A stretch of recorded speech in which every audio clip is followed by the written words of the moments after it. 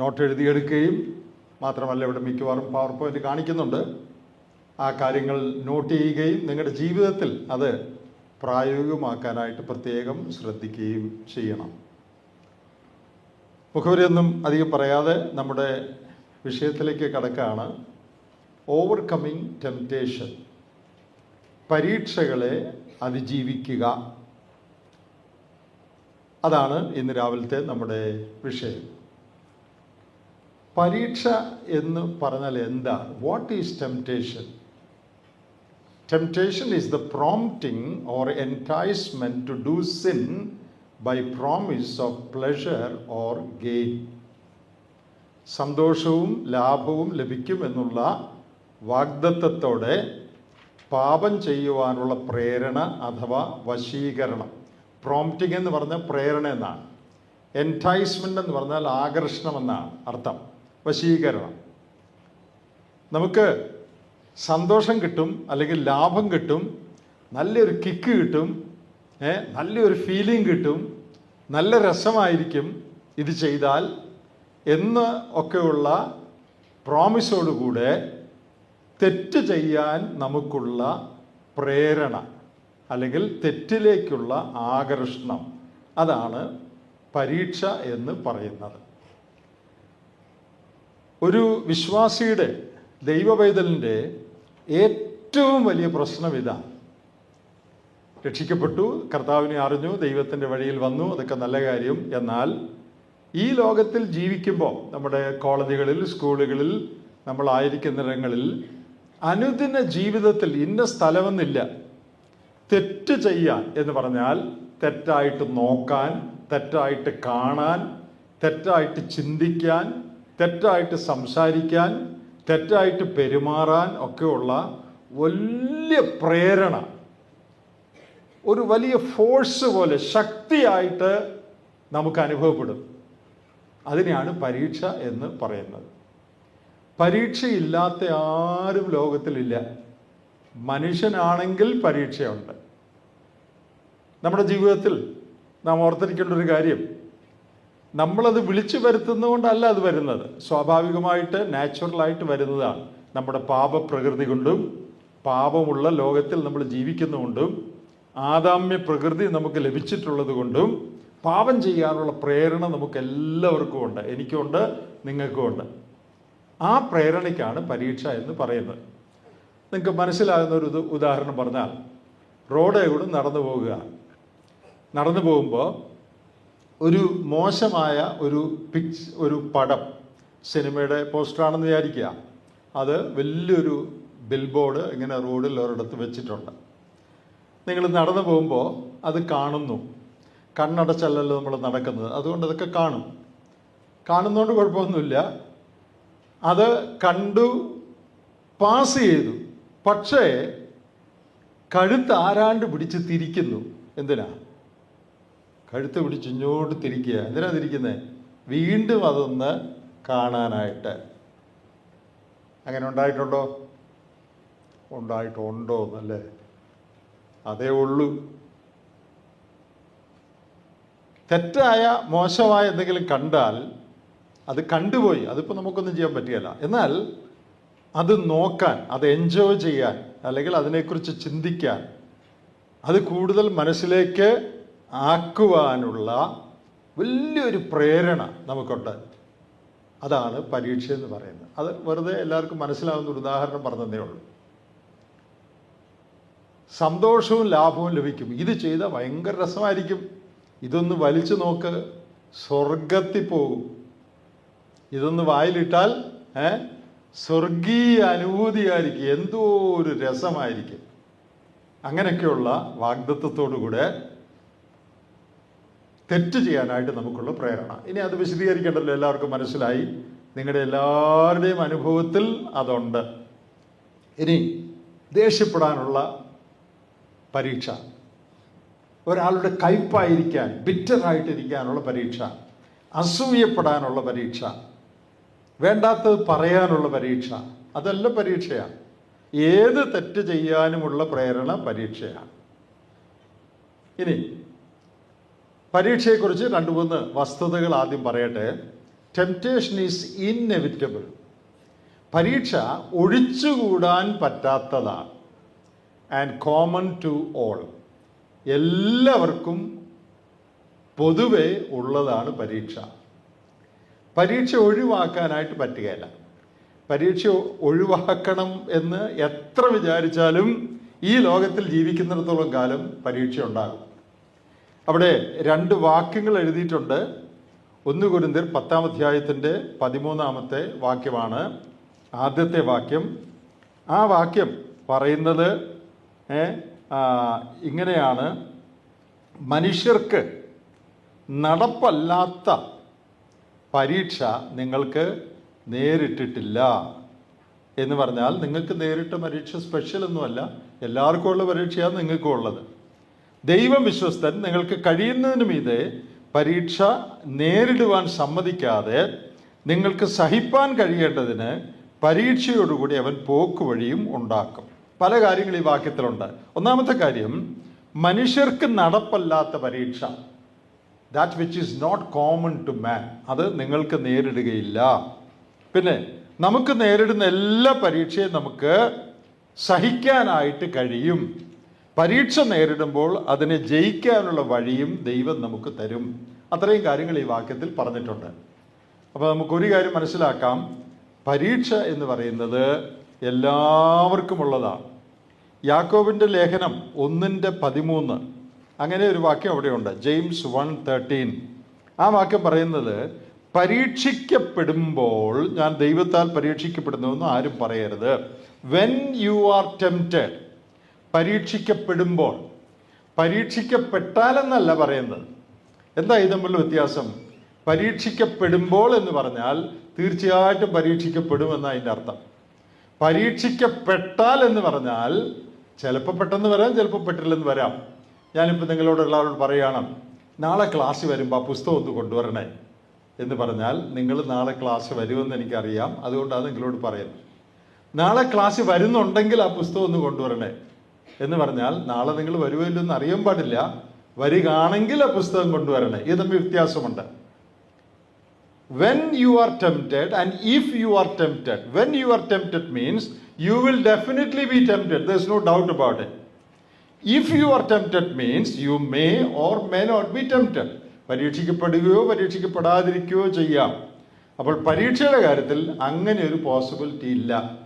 എല്ലാവർക്കും പരീക്ഷയുണ്ട്, പിന്നെ അത് ഒഴിച്ചുവിടാൻ പറ്റാത്തതാണ്. ഇത് നിങ്ങൾക്ക് ധൈര്യം തരുന്നൊരു കാര്യമാണ്. എന്താണെന്നറിയാമോ? എനിക്ക് മാത്രമേ ഉള്ളൂ ഇത്രയും വല്ലാത്ത പരീക്ഷ എന്നാണ് പരീക്ഷിക്കപ്പെടുന്ന എല്ലാവരും ചിന്തിക്കുന്നത്, അല്ലേ? വേണ്ടാത്ത ചിന്തകളൊക്കെ മനസ്സിൽ വന്ന് ആൾക്കൂടെ വിഷമിക്കുമ്പോൾ നമ്മുടെ വിചാരം, എൻ്റെ അടുത്തിരിക്കുന്ന കൂട്ടുകാരന് ഇതൊന്നുമില്ല, എനിക്ക് മാത്രമേ ഇതുള്ളൂ എന്നാണ് വിചാരം. പക്ഷെ ആ വിചാരം തെറ്റാണ്. നമുക്ക് മാത്രമല്ല, എല്ലാവർക്കും ഇതുണ്ട്. ബാക്കിയുള്ളവർ നമ്മളോട് പറയാത്തതുകൊണ്ട് നമ്മൾ അറിയുന്നില്ലെന്നേ ഉള്ളൂ. അതുകൊണ്ട് ആരും പരീക്ഷയിൽ ഡിസ്കറേജ്ഡായി പോകരുത്. ഇത്രയും മോശമായ ഒരു പരീക്ഷ എന്താ എനിക്ക് വരുന്നത്, അങ്ങനെ ആരും നിരാശപ്പെട്ടു പോകരുത്. എല്ലാ മനുഷ്യർക്കും ഇതുപോലുള്ള പരീക്ഷകളുണ്ട്. പിന്നെ നമ്മൾ തമ്മിൽ പറയാത്തതുകൊണ്ട് അറിഞ്ഞുകൂടാ എന്ന് മാത്രമേ ഉള്ളൂ. അപ്പോൾ പരീക്ഷ നാം പ്രതീക്ഷിക്കേണ്ട ഒന്നാണ്. പിന്നെ പരീക്ഷയെക്കുറിച്ചുള്ള അടുത്തൊരു കാര്യം, being tempted is not sin but yielding to temptation is sin. പരീക്ഷിക്കപ്പെടുന്നത് പാപമല്ല, എന്നാൽ പരീക്ഷയ്ക്ക് കീഴ്പ്പെടുന്നത് പാപമാണ്. ഒരു തെറ്റ് ചെയ്യാനായിട്ട് എനിക്കൊരു പ്രേരണ തോന്നി എന്ന് വിചാരിച്ച് ഞാൻ പാപം ചെയ്തില്ല.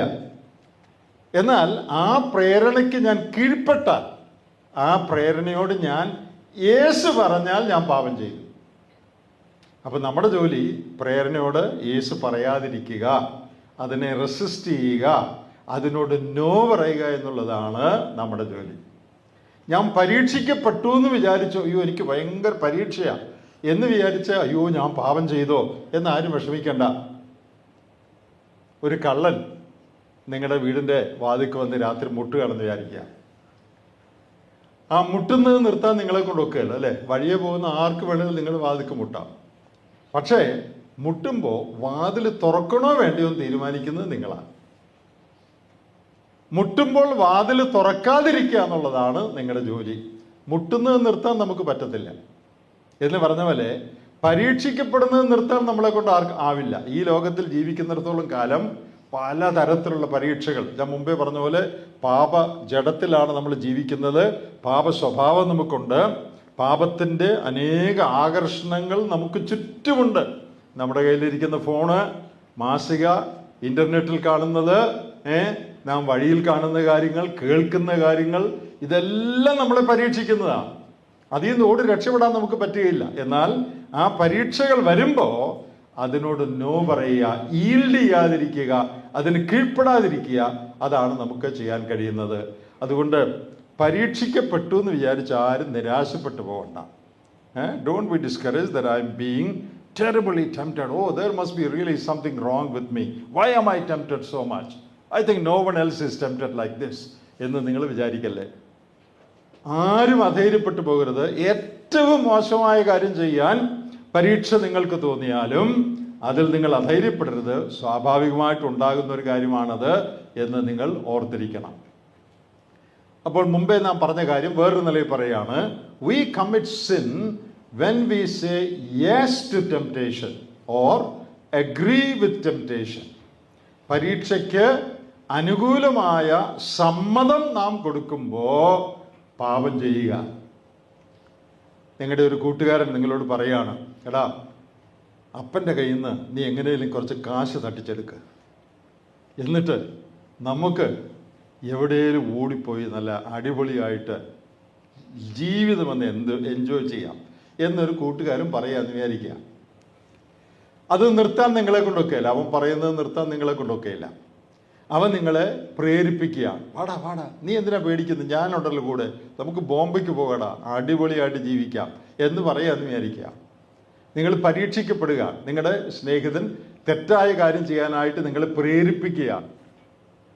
അങ്ങനെ പ്രേരിപ്പിച്ചു എന്ന് വിചാരിച്ച് നിങ്ങൾ തെറ്റ് ചെയ്തോ, അയ്യോ എൻ്റെ സ്നേഹിതൻ എന്നോട് അങ്ങനെ പറഞ്ഞതുകൊണ്ട് ഞാൻ തെറ്റിലായിപ്പോയി, അങ്ങനെ പറയണ്ട.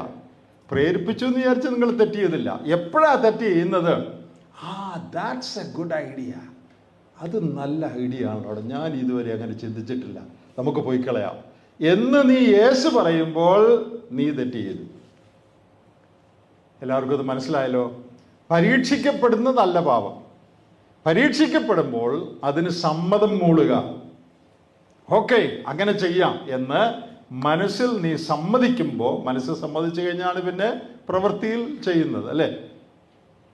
അങ്ങനെ ചെയ്യുമ്പോൾ നാം പാപം ചെയ്യുകയാണ്. So never say yes to temptation, always say no to temptation.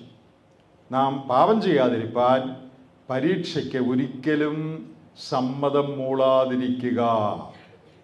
ഇനി നമ്മൾ പ്രാക്ടിക്കലായിട്ട് പരീക്ഷയെക്കുറിച്ചൊക്കെയുള്ള ലളിതമായ കുറച്ച് കാര്യങ്ങൾ ആദ്യം പറഞ്ഞു.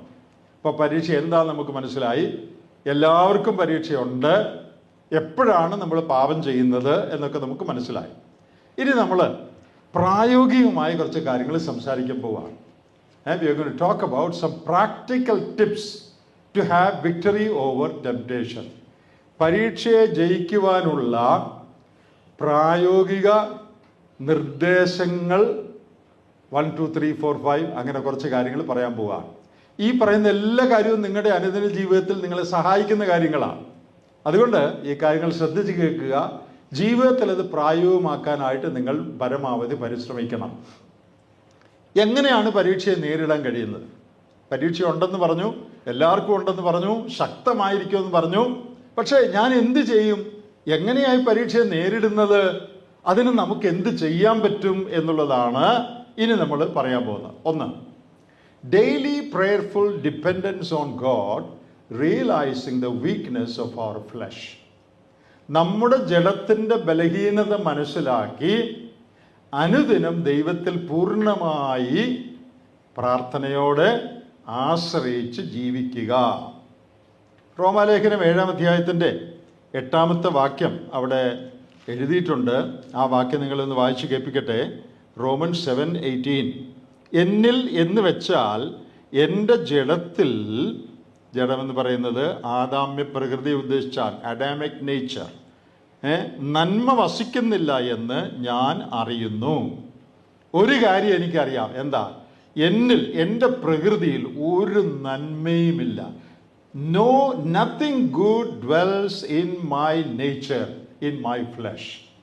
ഇത് മനസ്സിലാക്കി ഓരോ ദിവസവും പ്രാർത്ഥനയോടെ ദൈവത്തിൽ ആശ്രയിച്ച് ജീവിക്കണം. അതാണ് നമുക്ക് ചെയ്യാൻ കഴിയുന്ന ഒന്നാമത്തെ കാര്യം. ഇത് ചെയ്യാൻ ഒക്കാത്ത വല്ലവരും ഇവിടെ ഉണ്ടോ? ഇത് ചെയ്യാൻ ഒക്കാത്ത വല്ലവരും ഇവിടെ ഉണ്ടോ? ദൈവത്തിൽ ആശ്രയിക്കാൻ എന്നെക്കൊണ്ട് ഒക്കുന്നില്ല എന്ന് പറയാൻ പറ്റുമോ? എനിക്ക് പ്രാർത്ഥിക്കാൻ, ദൈവത്തോട് പ്രാർത്ഥനയിൽ സഹായം തേടാൻ എനിക്ക് പറ്റുന്നില്ല എന്ന് പറയാൻ പറ്റുമോ? പറ്റുകയില്ല. ഈ പറയുന്ന കാര്യം എല്ലാവർക്കും ചെയ്യാൻ ഒക്കുന്നതാണ്. അപ്പം ഇത് ചെയ്യണമെങ്കിൽ ഒരു കാര്യം മനസ്സിലാക്കണം. ഞാൻ എൻ്റെ ജഡത്തിൽ ഒരു നന്മയും വസിക്കുന്നില്ല, ഏത് തെറ്റും ചെയ്തു പോകാനുള്ള സാധ്യതയുള്ള ആളാണ് ഞാൻ. എപ്പോൾ വേണമെങ്കിലും ഞാൻ വഴുതി വീഴാം, അതിനുള്ള സാധ്യതയുണ്ട് എന്ന് മനസ്സിലാക്കി ദിവസം ആരംഭിക്കുമ്പോൾ തന്നെ പൂർണ്ണ ഹൃദയത്തോടെ ദൈവത്തിൽ ആശ്രയിക്കണം. കർത്താവേ, ഇന്ന് പകൽ കോളേജിൽ പോവുകയാണ്, അല്ലെ ക്ലാസ്സിൽ പോവുകയാണ്, അല്ലെ ജോലി സ്ഥലത്ത് പോവുകയാണ്, പലതരത്തിലുള്ള ആളുകൾ അവിടെ ഉണ്ട്, പലതരത്തിലുള്ള പരീക്ഷ എനിക്ക് വരാൻ സാധ്യതയുണ്ട്, തെറ്റിപ്പോകാൻ സാധ്യതയുണ്ടെന്ന് എനിക്കറിയാം. കാരണം എൻ്റെ ജഡം ബലഹീനമാണ്, എൻ്റെ പ്രകൃതി അങ്ങനത്തെയാണ്. അതുകൊണ്ട് കർത്താവേ, ഇന്ന് എന്നെ പ്രത്യേകം നീ പിടിച്ചോണേ, എൻ്റെ കൈ ഒന്ന് പിടിച്ചോണേ, വീഴാതെ ഇന്ന് എന്നെ ഒന്ന് സഹായിക്കണമേ, എനിക്ക് വീഴണ്ട, പാപത്തിൻ്റെ വഴിയിൽ എനിക്ക് പോകണ്ട, നീ എന്നെ സഹായിക്കണം എന്ന് ആത്മാർത്ഥമായി ദൈവത്തിൽ ആശ്രയിച്ച് പ്രാർത്ഥിച്ച് വേണം ഓരോ ദിവസവും ജീവിക്കുക. ഇതൊക്കെയല്ലെന്ന് ആർക്കും പറയാൻ പറ്റുകയില്ല. കാരണം എല്ലാവർക്കും ഒക്കുന്ന കാര്യമായത്. എനിക്കൊരു അപകടം നേരിടാൻ സാധ്യതയുണ്ട്, അതുകൊണ്ട് ദൈവമേ എന്നെ സൂക്ഷിക്കണേ എന്ന് ആർക്കാ പറയാനൊക്കാത്തത്? സകലർക്കും ഒക്കും. അതുകൊണ്ട് number 1, make it a point to pray every day realising that you are likely to fall. വീണു പോകാൻ സാധ്യതയുണ്ട് എന്ന് മനസ്സിലാക്കി ഓരോ ദിവസവും ദൈവത്തിൽ ആശ്രയിക്കുന്ന ഒരു ജീവിതം നയിക്കണം. അതൊരു പ്രാക്ടീസ് ആക്കണം. 2, never feed the old sinful nature, feed only the new spiritual nature. പഴയ പാപപ്രകൃതിയെ പോഷിപ്പിക്കാതെ പുതിയ ആത്മീയ പ്രകൃതിയെ ശക്തിപ്പെടുത്തുക. ഞാൻ മുമ്പേ പറഞ്ഞ പോലെ നമുക്കെല്ലാവർക്കും ഉള്ള പ്രകൃതി ആദാമിൽ നിന്ന് കിട്ടിയതാണ്. അത് പാപം പ്രകൃതിയാണ്. പാപം ചെയ്യുക, തെറ്റായിട്ട് ചിന്തിക്കാൻ, നോക്കാൻ, സംസാരിക്കാനൊക്കെയുള്ള പ്രകൃതിയാണ് നമുക്ക് എല്ലാവർക്കും ഉള്ളത്. എന്നാൽ ആ പ്രകൃതിയെ എൻകറേജ് ചെയ്യുന്ന ഒരു കാര്യവും നമ്മൾ ചെയ്യരുത്. എന്തൊക്കെയാ പഴയ പ്രകൃതി എൻകറേജ് ചെയ്യുന്ന കാര്യങ്ങൾ? മോശമായ പാപപ്രകൃതിയെ പ്രോത്സാഹിപ്പിക്കുന്ന കാര്യങ്ങൾ എന്തൊക്കെയാണ്? തെറ്റായ ചിത്രങ്ങൾ കാണുക, അങ്ങനെ കാണുമ്പോൾ എൻ്റെ പഴയ പ്രകൃതിയെ പ്രേരിപ്പിക്കുക. മോശമായ കോൺവെർസേഷനിൽ ഇടപെടുക, തെറ്റായ സംഭാഷണങ്ങൾ കേൾക്കുക, മോശമായ പാട്ടുകൾ കേൾക്കുക. ഈ കാലത്തെ പാട്ടുകൾ പലതും വളരെ ഡേർട്ടിയാണ്, വളരെ മോശമായ പാട്ടുകളാണ്. പണ്ട് പാട്ടൊന്നും ഇത്രയും മോശമല്ലായിരുന്നു. സിനിമ പാട്ടും മറ്റു ഭാഷയൊക്കെ നല്ല ആശയങ്ങളുള്ള പാട്ടുകളുണ്ടായിരുന്നു. എന്നാൽ ഈ നാളുകളിൽ വളരെ മോശമായ ചിന്തകൾ മനസ്സിൽ കൊണ്ടുവരുന്നതാണ് പല ഗാനങ്ങളും. ഞാൻ പാട്ട് ആസ്വദിക്കുക എന്ന് പറയും, പക്ഷേ ആ പാട്ടിൻ്റെ വരികൾ, പാട്ടിലെ ആശയങ്ങൾ നമ്മുടെ ജീവിതത്തെ സ്വാധീനിക്കാനായിട്ട് സാധിക്കുന്നതാണ്. അതുകൊണ്ട് പ്രത്യേകം ഓർക്കേണ്ട ഒരു കാര്യം, എൻ്റെ പഴയ പാപപ്രകൃതിയെ പ്രോത്സാഹിപ്പിക്കുന്ന ഒരു കാര്യവും ഞാൻ ചെയ്യരുത്. അങ്ങനെയുള്ള ഒരു സ്ഥലത്ത് ഞാൻ പോകരുത്, അങ്ങനെയുള്ളൊരു കൂട്ടുകെട്ട് ഞാൻ ഉണ്ടാക്കരുത്. അതിന് പ്രേരിപ്പിക്കുന്ന, തെറ്റ് ചെയ്യാൻ എനിക്ക് എൻകറേജ്മെന്റ് തരുന്ന, പ്രോത്സാഹനം തരുന്ന ഒരു കാര്യവും ഞാൻ ചെയ്യരുത്. ഇനി അതിന് പകരം I must encourage my new spiritual nature. ഞാൻ രക്ഷിക്കപ്പെട്ട ഒരു ദൈവവേദലാണെങ്കിൽ എൻ്റെ ഉള്ളിൽ ദൈവത്തിൻ്റെ സ്വഭാവമുണ്ട്. പഴയ സ്വഭാവമുണ്ട്, അത് മാറിപ്പോകുന്നില്ല. ഞാൻ മരിക്കുന്നവരെ എൻ്റെ പഴയ സ്വഭാവം എൻ്റെ ഉള്ളിലുണ്ട്. പക്ഷേ രക്ഷിക്കപ്പെടുമ്പോൾ, ദൈവവേദലായി തീരുമ്പോൾ ദൈവത്തിൻ്റെ പ്രകൃതി, വിശുദ്ധിയെ സ്നേഹിക്കുന്ന നല്ലൊരു പ്രകൃതി ദൈവം എനിക്ക് തരും. ആ പ്രകൃതിയെ പോഷിപ്പിക്കുന്ന കാര്യങ്ങൾ ചെയ്യണം. എന്തൊക്കെയാണ് ആ പുതിയ പ്രകൃതിയെ പോഷിപ്പിക്കുന്ന കാര്യങ്ങൾ? പ്രാർത്ഥിക്കുക, വേദപുസ്തകം വായിക്കുക, ദൈവത്തെ ആരാധിക്കുക, നല്ല ആത്മീയമായ പാട്ടുകൾ പാടിക്കൊണ്ട് കിടക്കുക, ഉറങ്ങാൻ നേരത്തും വണ്ടി ഓടിക്കുമ്പോഴും യാത്ര ചെയ്യുമ്പോഴൊക്കെ നല്ല ആത്മീയ ആശയങ്ങളുള്ള പാട്ടുകൾ പാടുക, നല്ല സ്പിരിച്വൽ ഫ്രണ്ട്ഷിപ്പ് കീപ്പ് ചെയ്യുക, ആത്മീയരായ നല്ല ആളുകളുമായിട്ടുള്ള കൂട്ടുകെട്ട്, സഹിത്വം പാലിക്കുക, അവരുടെ കൂടെ ടൈം സ്പെൻഡ് ചെയ്യുക, ആത്മീയ കാര്യങ്ങൾക്ക് പോവുക, നല്ല നല്ല പുസ്തകങ്ങൾ വായിക്കുക. അപ്പോൾ ഈ കാര്യങ്ങളെല്ലാം എൻ്റെ ആത്മീയ പ്രകൃതിയെ ബലപ്പെടുത്തും. ഈ പഴയ പ്രകൃതിയും പുതിയ പ്രകൃതിയും തമ്മിൽ വലിയൊരു പോരാട്ടം നമ്മുടെ എല്ലാവരുടെയും ഉള്ളിലുണ്ട്. എന്നാൽ ആ പോരാട്ടത്തിൽ ജയിക്കണമെങ്കിൽ പുതിയ പ്രകൃതിയെ എപ്പോഴും ശക്തിപ്പെടുത്തി നാം നിർത്തണം. റോമാലേഖനം 13-ാം അധ്യായത്തിൻ്റെ 14-ാമത്തെ വാക്യം ഞാനൊന്ന് വായിച്ചു കേൾപ്പിക്കാം. റോമൻസ് 13:14. കർത്താവായ യേശുക്രിസ്തുവിനെ തന്നെ ധരിച്ചുകൊള്ളുവീൻ. അടുത്ത വാചകം, മോഹങ്ങൾ ജനിക്കുമാറ് ജഡത്തിനായി ചിന്തിക്കരുത്. ഈവിൾ തോട്ട്സ് ഉണ്ടാകത്തക്കവണ്ണം, മോശമായ ചിന്തകൾ ഉണ്ടാകത്തക്കവണ്ണം പാപപ്രകൃതിയെ പ്രോത്സാഹിപ്പിക്കുന്ന ഒരു കാര്യവും ഞാൻ ചിന്തിക്കരുത്. അപ്പോൾ എല്ലാവരും ജീവിതത്തിൽ പ്രായോഗികമാക്കണം. എന്താ? ആത്മീക പ്രകൃതിയെ എപ്പോഴും പ്രോത്സാഹിപ്പിക്കാനായിട്ട് ശ്രമിക്കണം. പഴയ പ്രകൃതിക്ക് ആഹാരം കൊടുക്കുന്ന, എൻകറേജ് ചെയ്യുന്ന യാതൊരു കാര്യവും ചെയ്യാതിരിക്കാനായിട്ട് പ്രത്യേകം ശ്രദ്ധിക്കണം.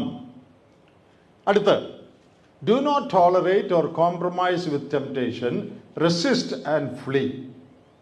പരീക്ഷയെ അനുവദിക്കുകയോ ഇടം കൊടുക്കുകയോ ചെയ്യാതെ അതിനെ എതിർക്കുകയും വിട്ട് ഓടുകയും ചെയ്യുക. Do not tolerate temptation. പരീക്ഷകൾ വരുമ്പോൾ അതിനെ അനുവദിക്കരുത്, അതിനെ സഹിക്കരുത്. പിന്നെന്ത് ചെയ്യണം? റെസിസ്റ്റ്, എതിർത്ത് നിൽക്കുക. ഫ്ലീ, ഓടുക.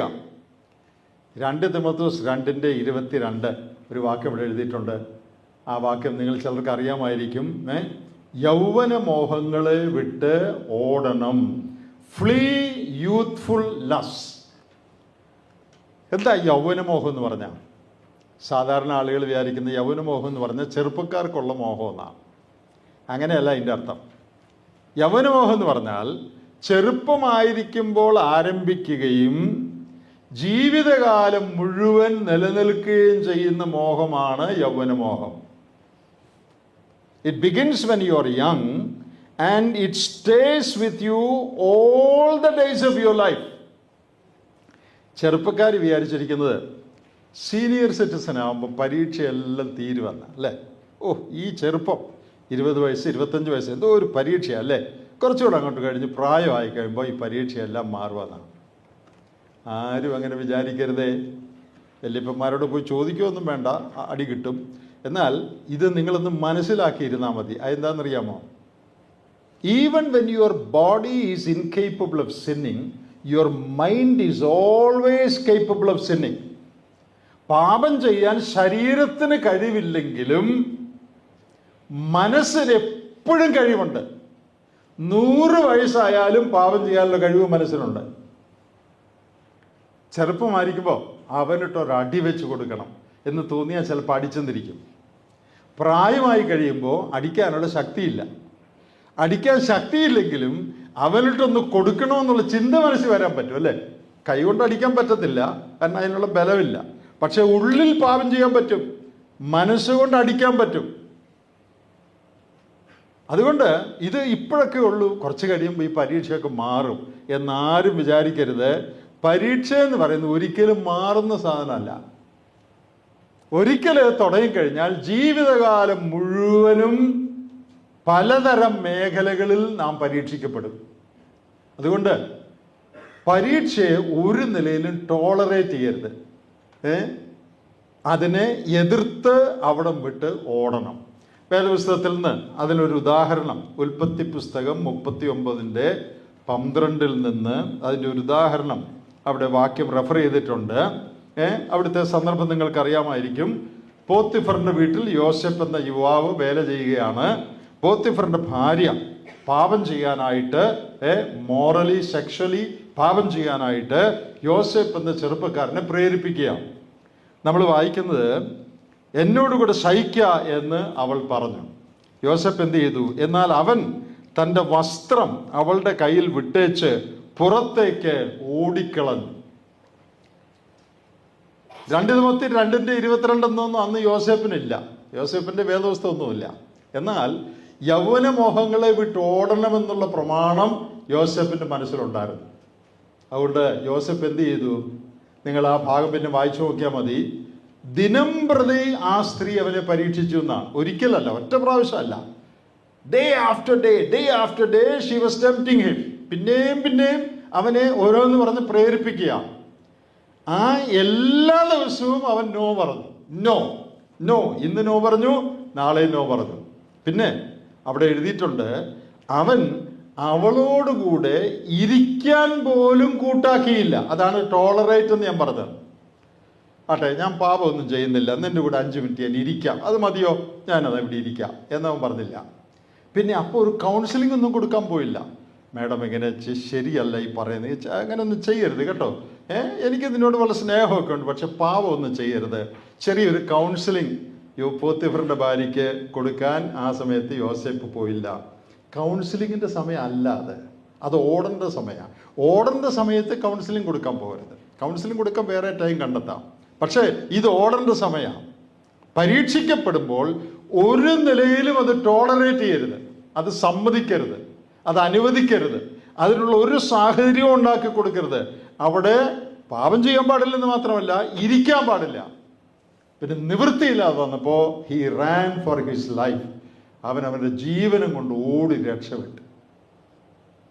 പ്രിയപ്പെട്ടവരെ, നിങ്ങളുടെയൊക്കെ ജീവിതത്തിൽ ഇത് ചെയ്യേണ്ടി വരും. ചില രംഗങ്ങളിൽ നിന്നൊക്കെ ഓടി രക്ഷപ്പെടേണ്ടി വരും. ചില സന്ദർഭങ്ങളിലൊക്കെ എങ്ങനെങ്കിലും ഇവിടുന്ന് ഒന്ന് കടന്നു കളയണമെന്ന് വിചാരിച്ച് അതിനുള്ള മാർഗം തേടി ആ രംഗത്തു നിന്ന് നിങ്ങൾ മാറേണ്ടി വരും. കാരണം ആ രംഗത്ത് നിന്നാൽ പിന്നെയും പാപം ചെയ്യാനുള്ള സാധ്യതയുണ്ട്. അത് നിങ്ങൾക്കറിയാം, എവിടെ നിന്നാലാ പാപം ചെയ്യാനുള്ള സാധ്യത എന്ന് എല്ലാവർക്കും അറിയാം. അങ്ങനെ സാധ്യത ഉണ്ടെന്ന് കണ്ടാൽ ഉടനെ സ്ഥലം വിട്ടോണം. നിങ്ങളൊരു കാര്യം ഓർക്കണം, Yosef he left his coat but he kept his character. Yosef തൻ്റെ വസ്ത്രം ഇട്ടേച്ചു പോയി, പക്ഷേ തൻ്റെ സ്വഭാവം സൂക്ഷിച്ചു. വസ്ത്രം കളഞ്ഞാലും സാരമില്ല, നാളെ വേറൊരു സ്ഥലത്തു നിന്ന് വസ്ത്രം തയ്പ്പിച്ചെടുക്കാം, അല്ലേ? You can stitch it again. But if you lose your character, I tell you, it is not easy to stitch it back again. പ്രിയ യുവതീവാക്കന്മാരെ, നിങ്ങളുടെ സ്വഭാവം നിങ്ങൾ കളങ്കപ്പെടുത്തിയാൽ അത് പെട്ടെന്ന് തിരിച്ച് തയ്ച്ചിടാൻ ഒരു മാർഗവുമില്ല. നഷ്ടപ്പെട്ടത് എന്നേക്കുമായി നഷ്ടപ്പെട്ടു.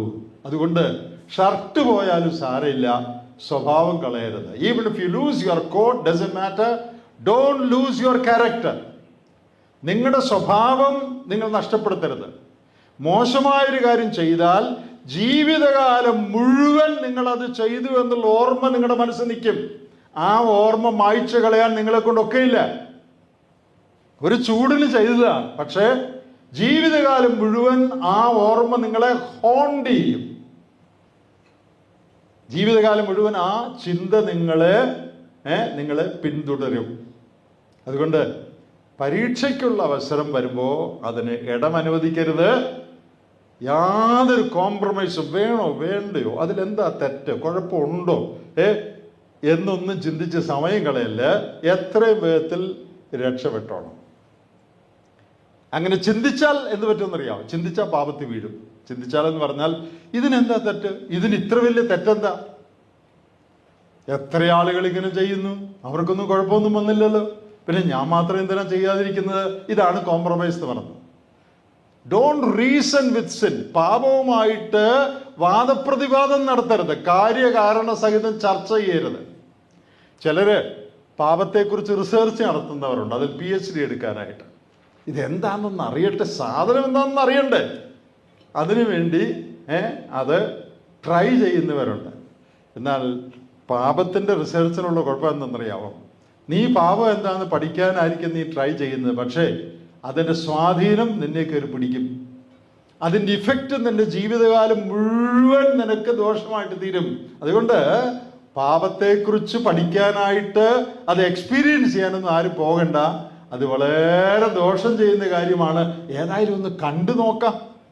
TV-യിൽ എപ്പോഴും വരുന്നതല്ലേ, ഒന്ന് കണ്ടു നോക്കാം, എന്താണെന്നൊന്ന് അറിയാമല്ലോ. അതിനുവേണ്ടി ആയിരിക്കും നീ കാണുന്നത്. പക്ഷേ നീ കാണുന്ന ആ ചിത്രം നിന്റെ മനസ്സിൽ നിന്ന് ഒരിക്കലും മാഞ്ഞു പോകുകയില്ല. ഇത് വളരെ ശ്രദ്ധിക്കേണ്ട ഒരു കാര്യമാണ്. Don't tolerate sin, don't compromise with sin, don't reason with sin. When you are tempted, resist it, say no to it and flee, run away. That is what Joseph did. Joseph ചെയ്തതാണ്. അവൻ no പറഞ്ഞു, പലവട്ടം പറഞ്ഞു, പിന്നെയും പ്രേരണ വരുന്നു എന്ന് കണ്ടപ്പോ അവൻ എന്ത് ചെയ്തു? ഒറ്റ ഓട്ടം വെച്ച് കൊടുത്തു.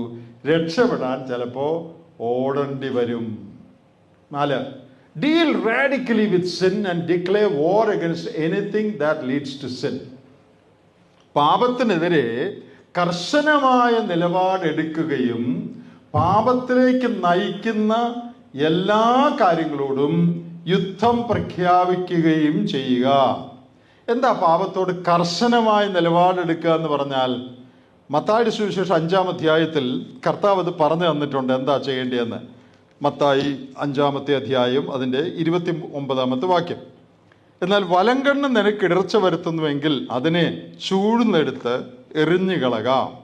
നിന്റെ ശരീരം മുഴുവനും നരകത്തിൽ വീഴുന്നതിനേക്കാൾ നിന്റെ അവയവങ്ങളിലൊന്നും നശിക്കുന്നത് നിനക്ക് പ്രയോജനമത്രേ. വലങ്കൈ നിനക്ക് ഇടർച്ച വരുത്തുന്നുവെങ്കിൽ അതിനെ വെട്ടി എറിഞ്ഞു കളക. നിന്റെ ശരീരം മുഴുവനും നരകത്തിൽ പോകുന്നതിനേക്കാൾ അവയവങ്ങൾ ഒന്നും നശിക്കുന്നത് നിനക്ക് പ്രയോജനമത്രേ.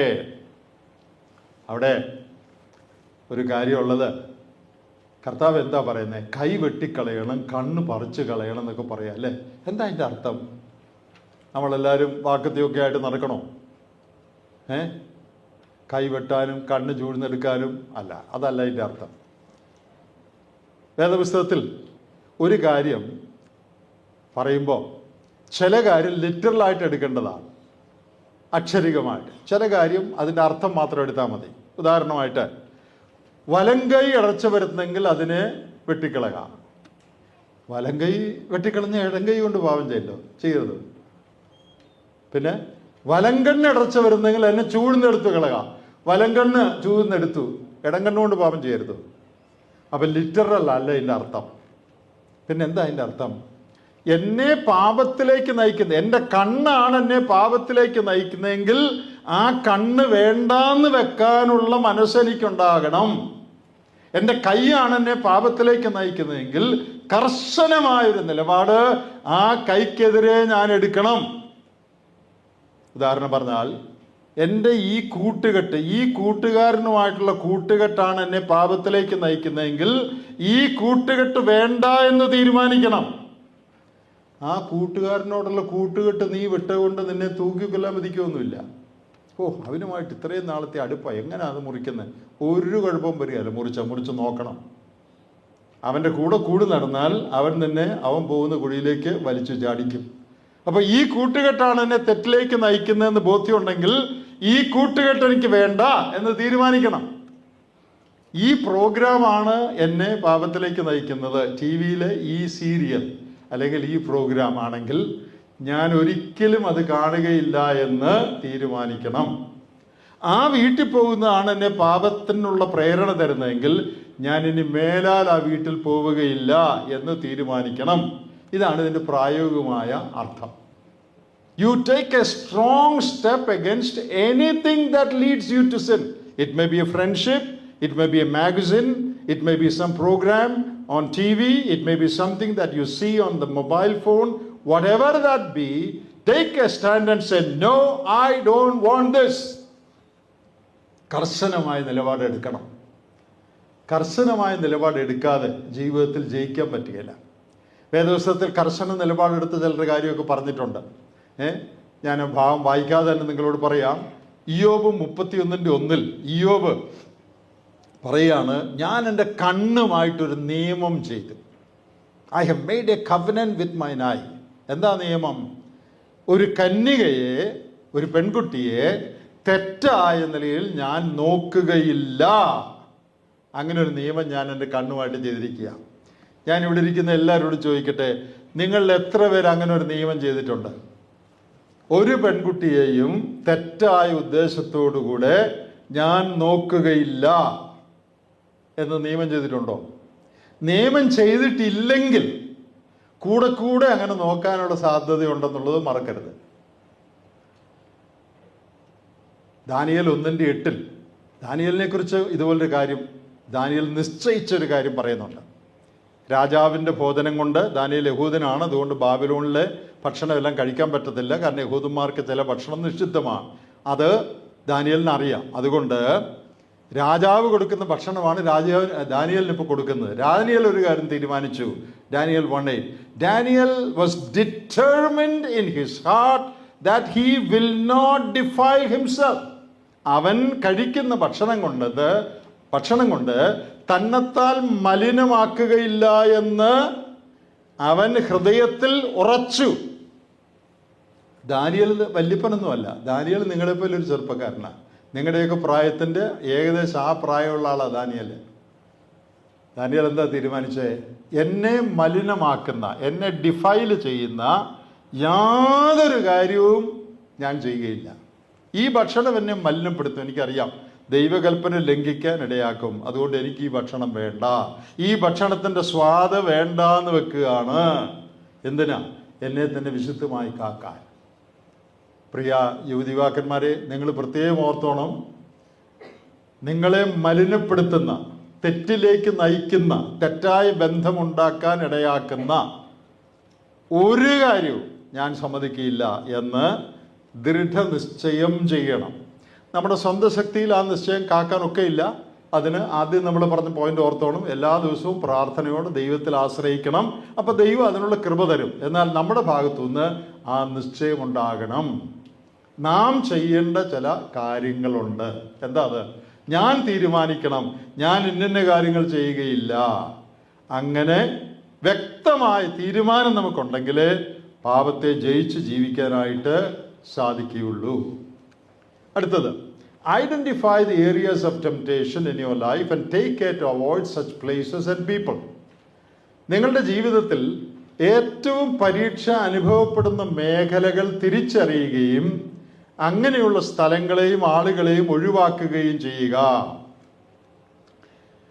ഏത് മേഖലയിലാണ് എനിക്ക് ഏറ്റവും പരീക്ഷ എന്ന് എനിക്കറിയാം, അല്ലേ? അവരവർക്കറിയാം. അങ്ങനെയുള്ള മേഖലകളെ നിങ്ങൾ, അല്ലെങ്കിൽ ആളുകളെ നിങ്ങൾ ഒഴിവാക്കണം. ഇന്നയാളുടെ സാന്നിധ്യത്തിലാണ് എനിക്ക് ഏറ്റവും പരീക്ഷ ഉണ്ടാകുന്നതെങ്കിൽ ആ ആളുടെ സാന്നിധ്യം നിങ്ങൾ അവോയ്ഡ് ചെയ്യണം. ആ ആളുടെ സാന്നിധ്യത്തിൽ നിന്ന് കഴിവതും മാറാനായിട്ട് നിങ്ങൾ പ്രത്യേകം ശ്രദ്ധിക്കണം. അങ്ങനെയുള്ള സ്ഥലങ്ങളിൽ പോകരുത്. അങ്ങനെയുള്ള ആളുകളെ ഒഴിവാക്കണം. 1 തെസ്സലോനിക്കർ 5:22 പറയുന്നുണ്ട്, avoid all presence of evil. പാപത്തിൻ്റെ സാന്നിധ്യമുള്ള ഇടങ്ങൾ, തിന്മ ചെയ്യാനായിട്ട് സാന്നിധ്യമുള്ള ഇടങ്ങൾ നിങ്ങൾ ഒഴിവാക്കണം. നിങ്ങൾക്ക് എല്ലാവർക്കും അറിയാം എവിടെ പോയാൽ തെറ്റ് ചെയ്യാൻ സാധ്യതയുള്ളതെന്നല്ലേ? നമുക്കറിയാം. അങ്ങനെ അറിയാമെങ്കിൽ അങ്ങനെയുള്ള ഇടങ്ങളിൽ പോകാതെ അങ്ങനെയുള്ള മേഖലകളെ നാം ഒഴിവാക്കാനായിട്ട് പ്രത്യേകം ശ്രദ്ധിക്കണം. അറിഞ്ഞുകൊണ്ട് തെറ്റിലേക്ക് അകപ്പെടരുത്. അപകടമുണ്ട് എന്നറിഞ്ഞിട്ട് ആ വഴി പോകരുത്. ദൈവം നമുക്ക് അനേകം മുന്നറിയിപ്പുകൾ തരും. നിങ്ങൾ വേദപുസ്തകം വായിക്കുമ്പോൾ, പ്രാർത്ഥിക്കുമ്പോൾ, പ്രസംഗം കേൾക്കുമ്പോൾ, മാത്രമല്ല ഇപ്പോൾ ഈ ക്യാമ്പിൽ വന്നിരിക്കുമ്പോൾ അനേകം മുന്നറിയിപ്പുകൾ ഈ ദിവസങ്ങൾ നിങ്ങൾക്ക് തരും. ഇന്ന മേഖല സൂക്ഷിച്ചോണം, ഇന്ന കാര്യത്തിൽ ഏർപ്പെടരുത്. ഇതറിഞ്ഞിട്ടും പിന്നെയും ആ വഴി പോയാൽ അപകടത്തിൽ അകപ്പെടുമെന്നുള്ളതിന് യാതൊരു സംശയമില്ല. ഒരു ഇമാജിനറി സ്റ്റോറിയുണ്ട്, നടന്ന കാര്യമല്ല. എന്നാലും ഒരു കാര്യം പഠിപ്പിക്കാനായിട്ട് ആരോ പറഞ്ഞൊരു കഥയാണ്. ഒരാൾ നടക്കാൻ പോവുകയാണ്, മോർണിംഗ് വാക്കിന് പോവുകയാണ്. അപ്പോൾ വനത്തിനടുത്താണ് താമസിക്കുന്ന അയാൾ. കാടിൻ്റെ അകത്തോട്ടാണ് പോകുന്നത്. അപ്പോൾ കണ്ടവർ പറഞ്ഞു, എൻ്റെ സാറേ അതിനകത്തോട്ട് പോകല്ലോ, മൃഗങ്ങളൊക്കെ ഉണ്ട്, സിംഹമുണ്ട്, മറ്റു പല മൃഗങ്ങളുണ്ട്, അത് പിടിക്കും, അതുകൊണ്ട് അതിനകത്ത് നടക്കാൻ പോകരുത്. ഇയാൾ പറഞ്ഞു, അതൊന്നും സാരമൊന്നുമില്ല, ഞാനതൊക്കെ കൈകാര്യം ചെയ്തോളാം, ഞാൻ എത്ര വർഷമായിട്ട് ഇവിടെ താമസിക്കുന്ന ആളാണ്, ഞാനതൊക്കെ കൈകാര്യം ചെയ്തോളാം. ബാക്കിയുള്ളവർ പറഞ്ഞ വാണിംഗും കേൾക്കാതെ ഇയാൾ കാടിൻ്റെ അകത്തൂടെ നടക്കുകയാണ്. അങ്ങനെ നടക്കുമ്പോൾ മറ്റവർ പറഞ്ഞ പോലെ തന്നെ ഒരു സിംഹമായിട്ട് വരുന്നു. സിംഹത്തെ കണ്ടപ്പോൾ ഇയാളുടെ ധൈര്യം മുഴുവൻ പോയി. സിംഹം നേരെ ഇനി നടന്നു വരിക. ഇനിയിപ്പോൾ എന്താ മാർഗം? ഇനിയിപ്പോൾ പ്രാർത്ഥിക്കുകയേ മാർഗമുള്ളൂ, അല്ലേ? അയാൾ അവിടെ ഒരു മിനിറ്റ്, എൻ്റെ ദൈവമേ പ്ലീസ് സേവ് മീ, ഈ സിംഹത്തിൻ്റെ മനസ്സൊന്ന് മാറ്റണേ, എന്നെ രക്ഷിക്കണേ എന്ന് പ്രാർത്ഥിച്ചു. പ്രാർത്ഥിച്ചപ്പോൾ ഏതായാലും അയാളുടെ പ്രാർത്ഥന ദൈവം കേട്ടു എന്ന് തോന്നിക്കത്തക്കവണ്ണം സിംഹം നിന്നു. ഇങ്ങനെ നേരെ നടന്നു വരിക, നിന്നിട്ട് സിംഹം മുട്ടുകുത്തി തല കുനിച്ചു. സിംഹം പ്രാർത്ഥിക്കുകയാണ്. അയ്യോ, എൻ്റെ പ്രാർത്ഥന കേട്ട് സിംഹം മാനസാന്തരപ്പെട്ടു. അപ്പം ഇയാൾ ശ്രദ്ധിച്ചു, എന്തോ ആ സിംഹം ഇവ പ്രാർത്ഥിക്കുന്നതെന്ന്. അപ്പം സിംഹം പ്രാർത്ഥിക്കുകയാണ്, കർത്താവേ, രാവിലെ തന്ന ആഹാരത്തിനായി സ്തോത്രം. ഇത് വെറുതെ ഒരു കഥയാണ്, പക്ഷേ ഈ കഥയിലൊരു കാര്യമുണ്ട്. എന്താ? പോകരുതെന്ന് എല്ലാവരും പറഞ്ഞതാ. ഞാനൊക്കെ കൈകാര്യം ചെയ്തോളാം എന്നും പറഞ്ഞ് പോയതാ. ഇതിൻ്റെ വായി ചെന്ന് പെട്ടിട്ട് പിന്നെ പ്രാർത്ഥിച്ചിട്ട് വല്ല കാര്യമുണ്ട്? അതുകൊണ്ട് ദയവ് ചെയ്ത് പ്രിയപ്പെട്ടവരെ, കുഞ്ഞുങ്ങളെ, സിംഹത്തിൻ്റെ വായി പോയി പെടരുത്. സിംഹത്തിൻ്റെ വായി പോയി പെട്ടാൽ രക്ഷപ്പെടാൻ വളരെ പ്രയാസമാണ്. അനേക ആൺകുട്ടികളും പെൺകുട്ടികളും സിംഹങ്ങളുടെ വായിൽ അകപ്പെട്ടിരിക്കുകയാണെന്ന് നമ്മൾ കഴിഞ്ഞ അനേക വർഷങ്ങളിൽ അനേകരോട് സംസാരിച്ചിരുന്നത് മനസ്സിലായിട്ടുണ്ട്. സിംഹത്തിൻ്റെ വായി പോയി പെട്ടിരിക്കുക. പോകരുതാത്ത ഇടങ്ങളിൽ പോയി വേണ്ടാത്ത ബന്ധങ്ങൾ സ്ഥാപിച്ചു, വേണ്ടാത്ത കറസ്പോണ്ടൻസ് നടത്തി, ഫേസ്ബുക്കിലും അവിടെയും ഇവിടെയൊക്കെ ഒരിക്കലും കാണുകയോ കേൾക്കുകയോ ചെയ്തിട്ടില്ലാത്ത ആളുകളൊക്കെ ആയിട്ട് ബന്ധം സ്ഥാപിച്ചു. ഒടുവിലാണ് മനസ്സിലാകുന്നത് സിംഹമായിരുന്നെന്ന്. ഐഡൻറ്റിറ്റി റിവീൽ ചെയ്തപ്പോഴാണ് മനസ്സിലായത് സിംഹമാണ്. ഇനിയിപ്പോൾ രക്ഷപ്പെടാൻ എളുപ്പമല്ല. അതുകൊണ്ട് പരീക്ഷിക്കപ്പെടാൻ സാധ്യതയുണ്ടെന്ന് അറിയാവുന്ന മേഖലകളെ സംബന്ധിച്ച് ദൈവം നമുക്ക് അനേക വാർണിങ്സ് നമ്മുടെ അനുദിന ജീവിതത്തിൽ, വേദപുസ്തകത്തിൽ കൂടെയും പ്രസംഗത്തിൽ കൂടെയും ക്ലാസ്സിൽ കൂടെയും ഒക്കെ തരുന്നുണ്ട്. ഈ ക്യാമ്പിലും ഇഷ്ടംപോലെ വാർണിംഗ് തരുന്നുണ്ട്. അപ്പോൾ എന്ത് ചെയ്യണം? അതിൽ നിന്ന് ഓടി രക്ഷപ്പെടാനായിട്ട് പ്രത്യേകം ശ്രദ്ധിക്കണം. അടുത്തത് വളരെ പ്രധാനപ്പെട്ട ഒരു കാര്യമാണ്. Remind yourself that the evil consequences of sin will soon erase the temporary pleasure of sin. പാപത്തിൻ്റെ അപകടകരമായ അനന്തരഫലങ്ങൾ പാപത്തിൻ്റെ തൽക്കാല സുഖത്തെ മായ്ച്ചു കളയുമെന്ന് തന്നെത്താൻ ഓർപ്പിക്കുക. പാപത്തിന് അപകടകരമായ അനന്തരഫലങ്ങളുണ്ട്. ഇനിയുള്ള അല്പസമയം അതിനെക്കുറിച്ചാണ് ഞാൻ പറയാൻ ആഗ്രഹിക്കുന്നത്. അടുത്തൊരു 15-20 മിനിറ്റ്. പാപത്തിന് അപകടകരമായ ഈവിൾ ആൻഡ് ഡേഞ്ചറസ് കോൺസിക്വൻസസ് ഉണ്ട്. ആ അനന്തരഫലങ്ങൾ വരുമ്പോൾ പാപം കൊണ്ട് ലഭിച്ച സുഖം പെട്ടെന്ന് മറന്നുപോകും. ഒരു പാപം ചെയ്താൽ 5 മിനിറ്റ് സുഖം കിട്ടുമായിരിക്കും. പക്ഷേ ആ 5 മിനിറ്റ് കിട്ടുന്ന സുഖം ജീവിതത്തിൽ 50 വർഷത്തെ സന്തോഷം കെടുത്തു കളയാൻ മതിയായതാ. 5 മിനിറ്റത്തെ സുഖത്തിന് 50 വർഷം കളയണോ? അത് ബുദ്ധിയാണോ? Is it worth it? 5 minute എനിക്കൊരു രസം കിട്ടി, പിന്നെ എന്ത് പറ്റി? 50 വർഷം അതിൻ്റെ തല്ലും കിട്ടി. അയ്യോ, 50 വർഷത്തെ തല്ല് മേടിക്കാൻ 5 മിനിറ്റ് സന്തോഷിച്ചുകൊണ്ട് വല്ല കാര്യമുണ്ടോ?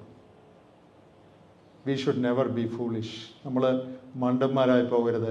പാപത്തിന് അനന്തരഫലങ്ങളുണ്ട്. അത് ഒന്ന് ശ്രദ്ധിക്കുക. എന്താ ഈ പാപത്തിൻ്റെ അനന്തരഫലം എന്ന് പറഞ്ഞാൽ? Those sins can be forgiven. Consequences according to the nature and gravity of sins committed can follow. ഏറ്റു പറയപ്പെടുന്ന പാപങ്ങൾ ക്ഷമിക്കപ്പെട്ടാലും ചെയ്ത പാപത്തിൻ്റെ ഗൗരവവും സ്വഭാവവും അനുസരിച്ചുള്ള അനന്തരഫലങ്ങൾ വരാവുന്നതാണ്. അനേകരും ചിന്തിക്കാത്തതും അനേകർക്ക് അറിഞ്ഞുകൂടാത്തതുമായ ഒരു കാര്യം ഈ ക്യാമ്പിൽ വന്നതുകൊണ്ട് ദൈവം നിങ്ങളെ പഠിപ്പിക്കുകയാണ്. ഇത് സാധാരണ ആളുകൾ അങ്ങനെ പറയുന്ന ഒരു കാര്യമല്ല. സാധാരണ നമ്മൾ കേൾക്കുന്നത് എന്താ? തെറ്റെന്തെങ്കിലും ചെയ്താൽ ഏറ്റു പറയണം, കർത്താവ് ക്ഷമിക്കും, അല്ലേ? അത് ശരിയുമാണ്. 1 യോഹന്നാൻ 1:9 പറഞ്ഞിട്ടുണ്ട്, പാപങ്ങളെ ഏറ്റുപറയുന്നെങ്കിൽ അവൻ നമ്മോട് പാപങ്ങളെ ക്ഷമിച്ച് സകല അനീതിയും പോക്കി നമ്മെ ശുദ്ധീകരിപ്പാൻ വിശ്വസ്തനും നീതിമാനും ആകുന്നു. ജീവിതത്തിൽ പാപം വന്നാൽ എന്ത് ചെയ്യണം? ഏറ്റുപറയണം.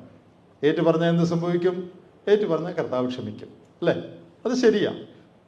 വാസ്തവത്തിൽ നാം രക്ഷിക്കപ്പെട്ടവരാണെങ്കിൽ നമ്മുടെ രക്ഷ ഒരിക്കലും നഷ്ടപ്പെട്ടു പോവുകയില്ല. നമ്മുടെ സ്വർഗത്തിൽ പോകും, ശരിയാണ്. പക്ഷേ നാം ചെയ്യുന്ന പാപത്തിൻ്റെ സ്വഭാവവും ഗൗരവവും അനുസരിച്ചുള്ള ദോഷഫലങ്ങൾ പാപം ഏറ്റുപറഞ്ഞ് ക്ഷമിക്കപ്പെട്ടാലും ജീവിതത്തിൽ ഉണ്ടാകും. അത് നിങ്ങൾ മനസ്സിലാക്കിയിട്ടുണ്ടോ? മനസ്സിലാക്കാൻ കുറച്ച് ഉദാഹരണങ്ങൾ പറയാം. ഒരാൾ മോഷ്ടിച്ചു എന്ന് വിചാരിക്കുക. അയാൾക്കെതിരെ കേസെടുത്തു, കോടതിയിൽ അയാളുടെ മോഷണ കുറ്റം തെളിഞ്ഞു. ജഡ്ജി പറയാണ് 5 വർഷം തടവ്. അതെന്താ ശിക്ഷ അല്ലേ? അവൻ്റെ പേര് ഗോപാലൻ എന്നാണെന്ന് വിചാരിക്കുക. അന്ന് മുതൽ നാട്ടുകാർ അവനെ വിളിക്കുന്ന എന്തായിരിക്കും? കള്ളൻ ഗോപാലൻ. അങ്ങനല്ലേ? കള്ളൻ ഗോപാലൻ. ജഡ്ജി പറഞ്ഞായിരുന്നോ ഇന്ന് മുതൽ എല്ലാവരും ഇവനെ കള്ളൻ എന്ന് വിളിക്കണമെന്ന് പറഞ്ഞായിരുന്നോ? പറഞ്ഞില്ല. 5 വർഷം ശിക്ഷയെന്നേ പറഞ്ഞുള്ളൂ. അപ്പം പിന്നെ ഈ ആളുകൾ വിളിക്കുന്നതോ അത് ഫ്രീ ആയിട്ട് കിട്ടുന്നതാണ്. പാക്കേജ് ചിലരൊക്കെ മേടിക്കുമ്പോൾ ഫ്രീ ആയിട്ട് കിട്ടുമല്ലോ. ഇത് മേടിച്ചാൽ ഇത് ഫ്രീ. പാപം ചെയ്താൽ കോൺസിക്വൻസ് ഫ്രീ ആയിട്ട് കിട്ടും. അതിനാരും പ്രത്യേകിച്ചൊന്നും ചെയ്യണ്ട. അയാളുടെ ഭാര്യയുടെ പേര് കള്ളൻ ഗോപാലിൻ്റെ ഭാര്യയില്ലേ? വല്ല കാര്യമുണ്ടോ ആ പേര് കേൾക്കണ്ടേ? ഈ ഗോപാലിൻ്റെ മോൻ ഒരു പലചരക്കടയിലോ തുണിക്കടയിലോ ജോലിക്കില്ല എന്ന് വിചാരിക്കുക. സാധനം എടുത്തു കൊടുക്കാൻ. നീ ഏത് വീട്ടിലെയാ? ഇന്ന വീട്ടിൽ. കള്ളൻ ഗോപാലിൻ്റെ മോൻ. വേണ്ട ഞങ്ങൾക്ക് വേണ്ട. എന്താ ഞങ്ങൾക്ക് വേണ്ടാത്ത? ഇയാളുടെ മോന് ജോലി കൊടുക്കരുതെന്ന് ജഡ്ജി പറഞ്ഞായിരുന്നോ? പറഞ്ഞില്ല. പിന്നെന്താ ആരും ജോലി കൊടുക്കാത്ത? അത് ഫ്രീ ആയിട്ട് കിട്ടുന്ന എൻ്റെ കൂടെ. ഇനി നിങ്ങളോട് ബന്ധപ്പെട്ടൊരു ഉദാഹരണം പറയാം. ഉണ്ടായൊരു സംഭവമാണ്. നമ്മുടെ കൂടെ ഒക്കെ പ്രവർത്തിച്ചിരുന്ന ഈ ഗ്രൂപ്പ് ലീഡറൊക്കെ ആയിട്ട് പ്രവർത്തിച്ചിരുന്ന ഒരു സഹോദരനുണ്ടായിരുന്നു. അദ്ദേഹം ഒരിക്കൽ ട്രെയിനിൽ പോകുമ്പോൾ ഇത് അദ്ദേഹം തന്നെ പറഞ്ഞതാണ്. ഒരു ചെറുപ്പക്കാരനുമായിട്ട് ഒരു പയ്യനുമായിട്ട് പരിചയപ്പെട്ടു. അപ്പോൾ ഇങ്ങനെ വർത്തമാനമൊക്കെ പറഞ്ഞൊക്കെ വന്നപ്പോൾ അവന് ഉള്ള ഒരു പ്രേമബന്ധത്തെക്കുറിച്ച് അവൻ പറഞ്ഞു. വർത്തമാനം പറഞ്ഞു വന്ന കൂട്ടത്തിൽ ഇങ്ങനെ പ്രേമം, അവനൊരു പെങ്കൊച്ചുമായിട്ടൊരു പ്രേമബന്ധത്തിലാണ്. ഇപ്പോൾ ആ പെങ്കൊച്ചിൻ്റെ കല്യാണം മറ്റോ നടക്കാൻ പോവുക വേറെ ആരാണ്ടുമായിട്ട്. അപ്പോൾ ഇവൻ ആ കൂടെ ഇപ്പം അങ്കലാപ്പിലാണ്. അപ്പോൾ അവൻ പറയാ, അങ്കിള് അവൾ എഴുതിയ എഴുത്തിൻ്റെ ഇരിപ്പുണ്ട്.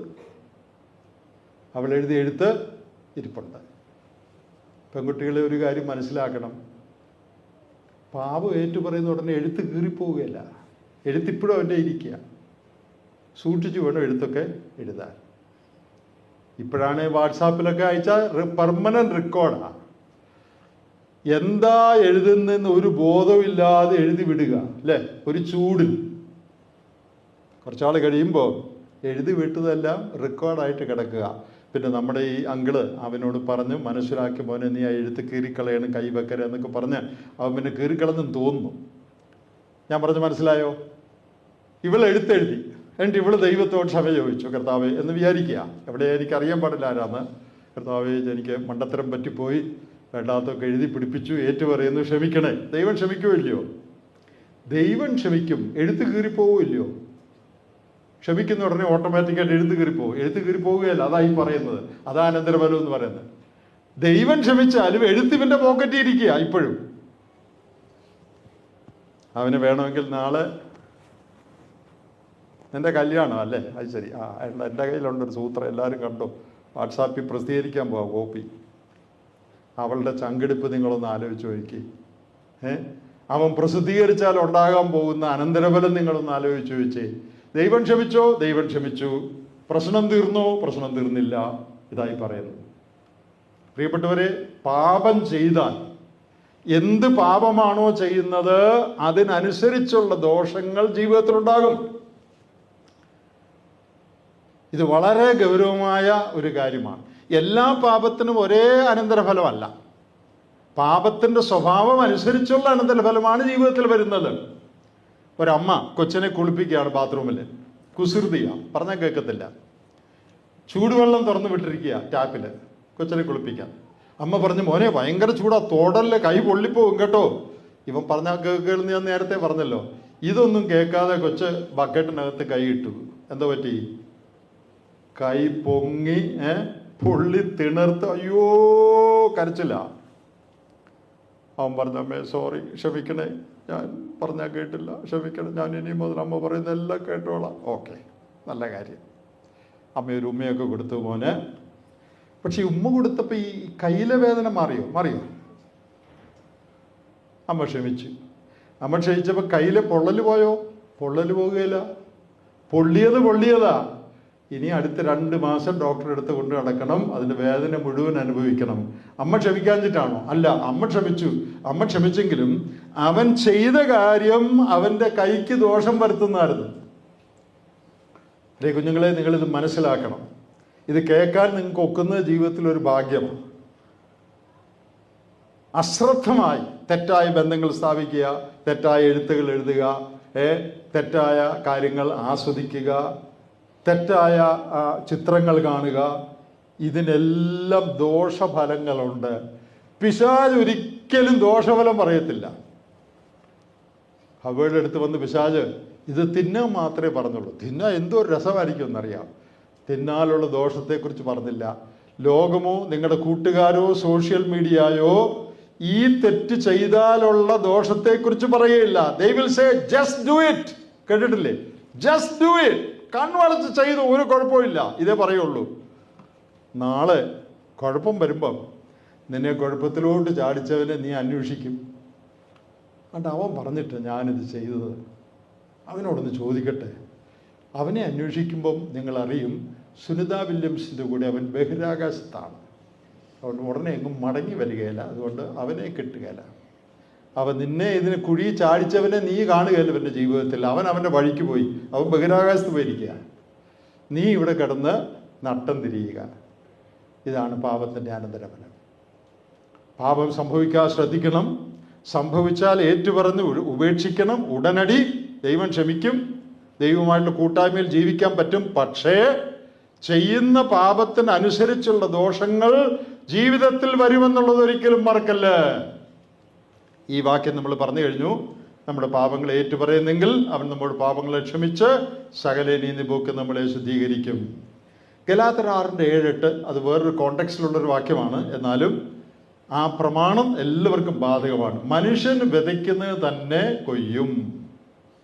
ദൈവം പ്രകൃതിയിൽ വെച്ചിരിക്കുന്ന നിയമങ്ങൾക്കനുസരിച്ചാണ് സാധാരണഗതിയിൽ പ്രവർത്തിക്കുന്നത്. ദൈവം ഈ യൂണിവേഴ്സിൽ ചില നിയമങ്ങൾ വെച്ചിട്ടുണ്ട്. ഗോതമ്പ് വിതച്ചാൽ ഗോതമ്പേ കൊയ്യൂ. ഗോതമ്പ് വിതച്ചു കഴിഞ്ഞ് 40 ദിവസത്തെ ഉപവാസ പ്രാർത്ഥന എടുത്തതുകൊണ്ട് ഗോതമ്പ് നെല്ലാവുകയില്ല. ഒരു കൊച്ച് ഇംഗ്ലണ്ടിൻ്റെ തലസ്ഥാനം ഏതാന്ന് പരീക്ഷ ചോദ്യം വന്നു. കൊച്ചു വാഷിങ്ടൺ എഴുതി.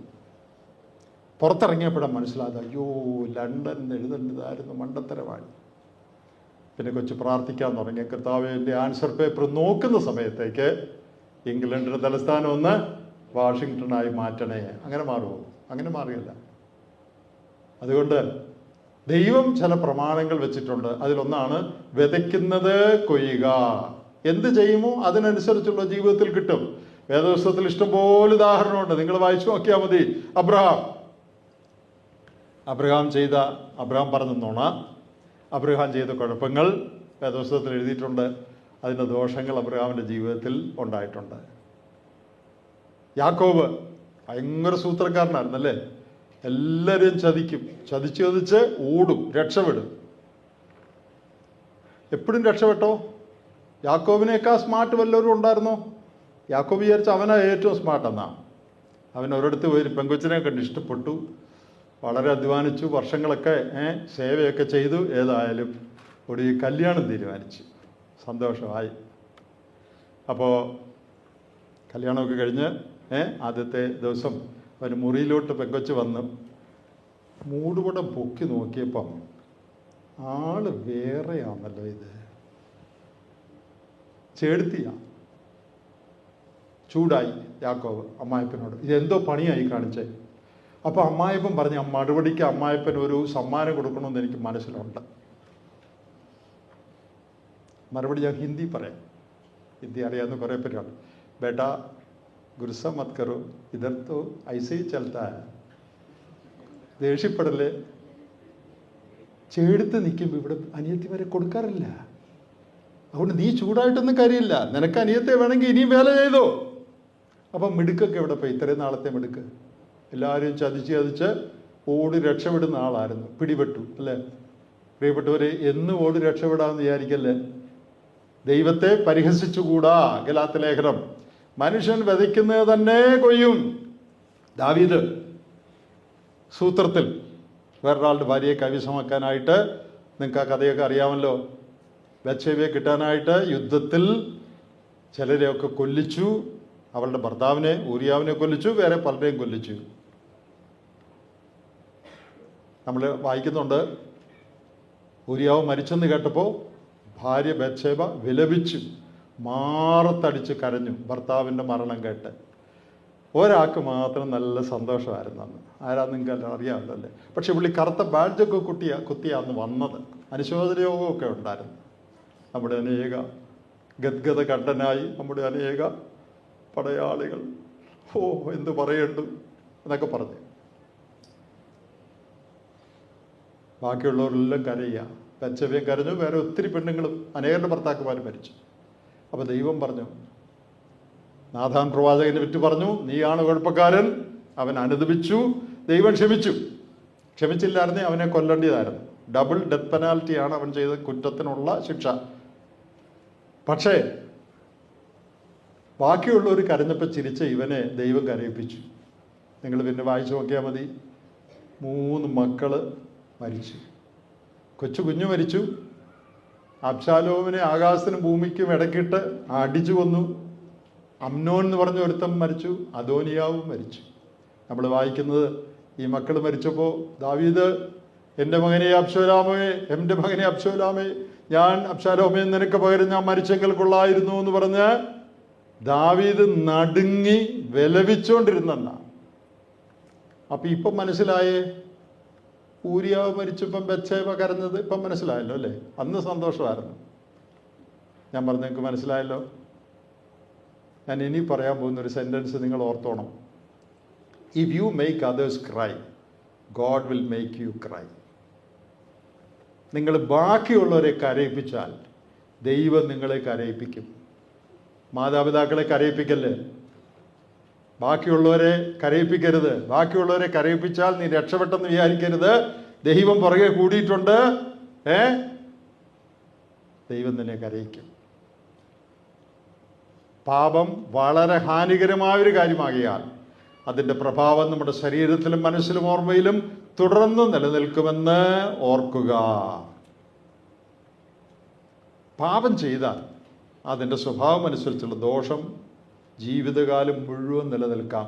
ഇന്ന് നീ ചെയ്യുന്നൊരു പാപം 70 വയസ്സായാലും നിന്റെ മനസ്സിൽ കാണും. അന്ന് നീ തിരിഞ്ഞു നോക്കി ദുഃഖിക്കും. ഇന്ന് രസത്തിന് ചെയ്തതാ, പക്ഷെ അത് മറന്നു പോകത്തില്ല.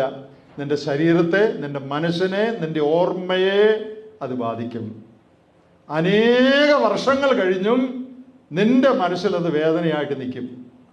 ഇതെത്രയോ അപകടകരമായ ഒരു കാര്യമാണ്.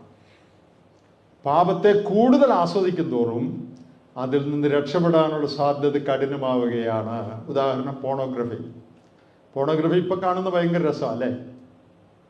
ഇപ്പം അത് എൻജോയ് ചെയ്യുക. പക്ഷെ അതുകൊണ്ടുള്ള കുഴപ്പം എന്താണെന്നറിയാമോ? ഏറ്റു പറഞ്ഞാൽ ദൈവം ക്ഷമിക്കും, ശരിയാ. പക്ഷേ നിന്റെ മനസ്സിൽ നീ കയറ്റിയ ആ ചിത്രങ്ങൾ മനസ്സിൽ നിന്ന് മാഞ്ഞു പോകുകയില്ല.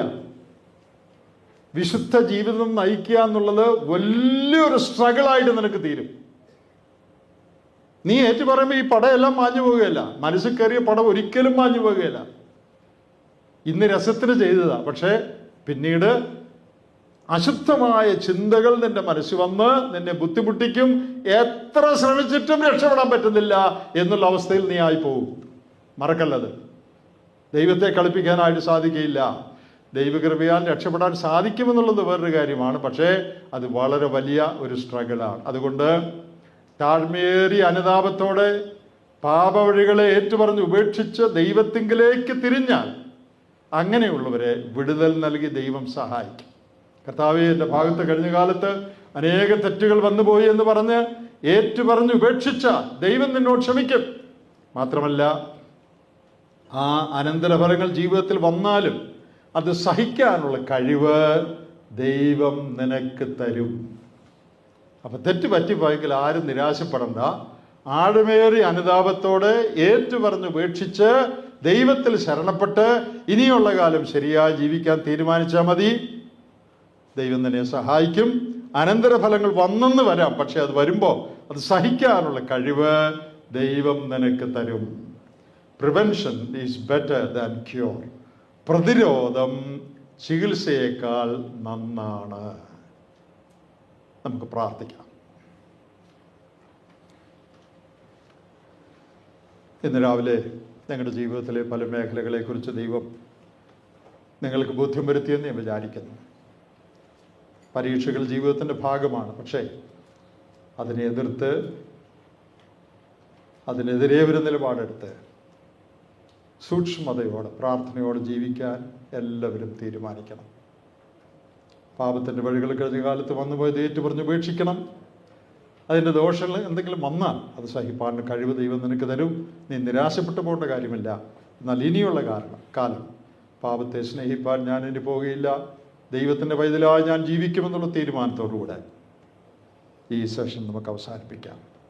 കർത്താവേ, ഇന്ന് രാവിലെ ഞങ്ങളെ കേൾപ്പിച്ച വലിയൊരു സത്യങ്ങൾക്കായി സ്തോത്രം. ഞങ്ങളുടെ ജീവിതത്തിൽ ഈ പ്രമാണങ്ങൾ പിടിച്ചുകൊള്ളുവാൻ, വലിയ വിപത്തുകളിൽ നിന്ന് ഒഴിഞ്ഞ് സമാധാനപൂർണ്ണമായ ജീവൻ നയിപ്പാൻ ഞങ്ങളെ സഹായിക്കണമേ. യേശു ക്രിസ്തുവിൻ്റെ നിമിത്തം ഞങ്ങളുടെ പ്രാർത്ഥന കേൾക്കണമേ. ആമേൻ.